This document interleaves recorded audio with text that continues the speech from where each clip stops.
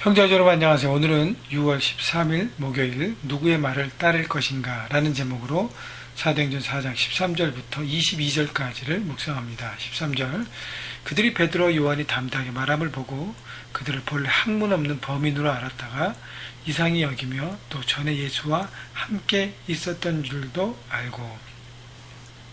자, 어제 큐티에 보면 그 종교 지도자들 사두개인들과 제사장들과 많은 사람들이 설교하고 부활을 증거하는 베드로와 요한을 잡아놓고 그리고 겁박합니다. 그리고 압력을 가합니다. 어떤 권세로 이 일을 하느냐? 우리는 그런 권세를 줄 수 없다고, 준 적이 없다고 하면서 부활의 주님을 증거하는 베드로와 요한을 겁박합니다.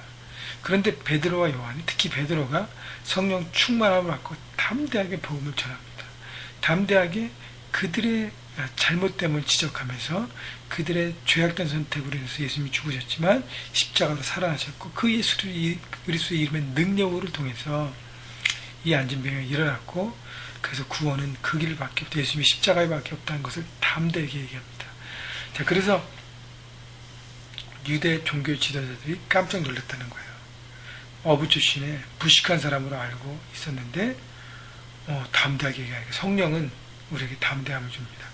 성령 충만함으로 살아가는 사람은 세상을 두려워하지 않고 세상을 담대하게 이겨낼 수 있습니다. 그리고 그 베드로가 얘기했던 것처럼 명확한 복음을 제시해요. 그래서 세상 사람들이 진리 가운데 딱 붙들릴 수밖에 없는 명확한 복음을 성령에 충만한 사람은 얘기할 수밖에 없습니다.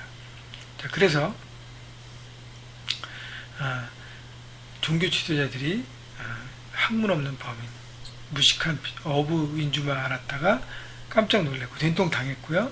그 다음에 예수님과 함께 있었던 줄 알고 예수님과 함께 있었던 그 예수님의 생생한 삶에 대한 것들을 그들이 갖고 있구나. 14절 또 병 나은 사람이 그들과 함께 서 있는 것을 보고 비난할 말이 없는지라.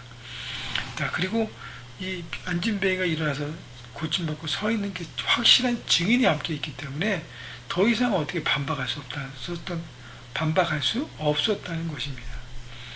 여러분, 성령 충만한 삶은요, 바로 세상에 강력한 영향력을 발휘할 수 있습니다.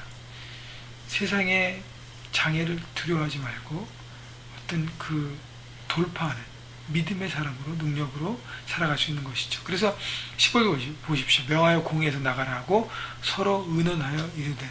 자, 그래서 베드로와 요한에게 꼼짝, 어떻게 말로 할 수 없으니까 일단은 나가라고 얘기하고 자기들끼리 어떻게 할 것을 논의합니다. 이런 보십시오.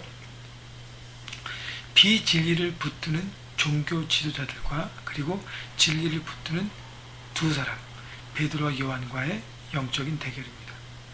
여러분, 사람 숫자는요, 지도자들이 훨씬 많고 훨씬 권력 있고 훨씬 많이 배웠고 훨씬 지식층이고 훨씬 세상의 권력을 갖고 있습니다. 그러나 진리를 붙들고 있는 이 꾀되지 초췌한 두 어부 출신의 제자들을 이길 수 없다는 것이죠.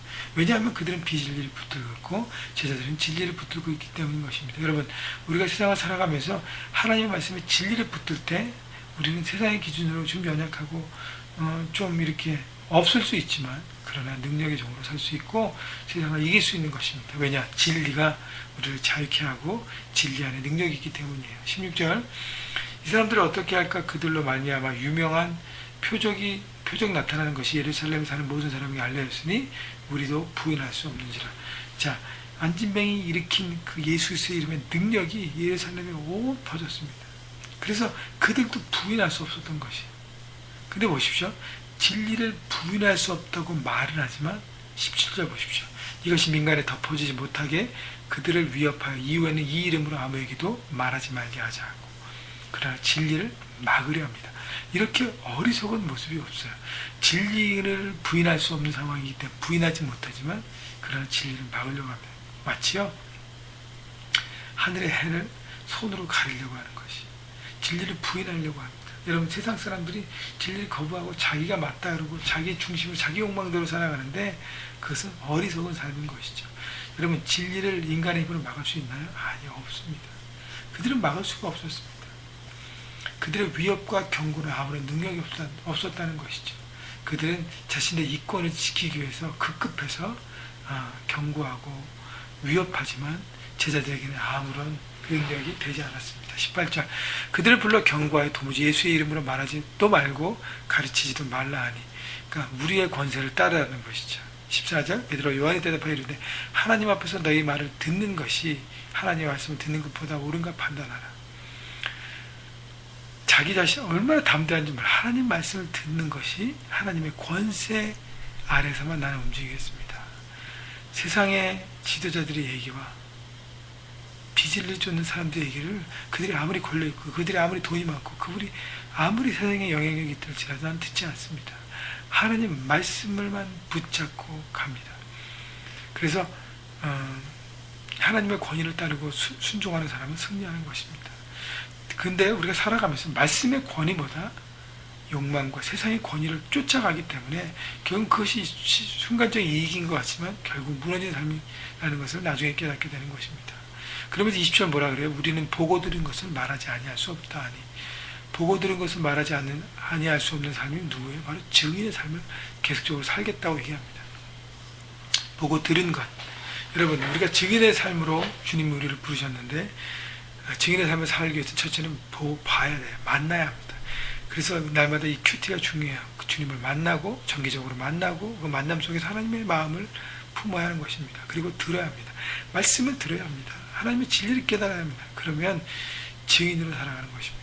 21절 관리들이 백성들 때문에 그들을 어떻게 처벌할지 방법을 찾지 못하고 다시 위협하여 놓아주었으니 이는 모든 사람이 그된 일을 보고 하나님께 영광을 돌립니다. 결국 진리를 그들은 막을 수 없었습니다. 결국 하나님 앞에 모든 사람이 이 일을 보고 영광 돌렸습니다. 왜냐하면 남자가 5,000명이 그 메시지를 듣고 돌아왔잖아요. 마음이 찔림을 받고 예수님의 십자가에 대한 영적인 부담감을 갖고 그 다음에 믿음으로 그걸 받아들이고 그리고 새로운 생명을 품었다는 것이죠. 22절 이 표적으로 병 나은 사람은 40여 세나 되었다. 40여 년간에 마치 육적인 것을 구하는 삶, 절망적인 삶도 새롭게 될 수 있음을 오늘 메시지가 보여주는 것입니다. 40여 년 동안 안진뱅이로 성전 비문에서 구걸하고 있던 인생, 그는 육적인 것만 찾았어요. 금과 은만 찾고 먹을 것만 찾았습니다. 입을 것만 찾았습니다. 그러나 예수 그리스도의 이름에 능력을 받고 베드로 요한을 통해서 새로운 생명을 얻었습니다. 또 그는 절망적이었을 거예요. 사람들에게 버림받았을 것이고 그것도 새롭게 됐다는 것이죠. 여러분, 그래서 예수 그리스도의 이름의 능력 앞에 회복되지 않고 새롭게 되지 않을 영혼이 없다는 것이죠. 그래서 중요한 것은 하나님 앞에 나와야 하는 것이.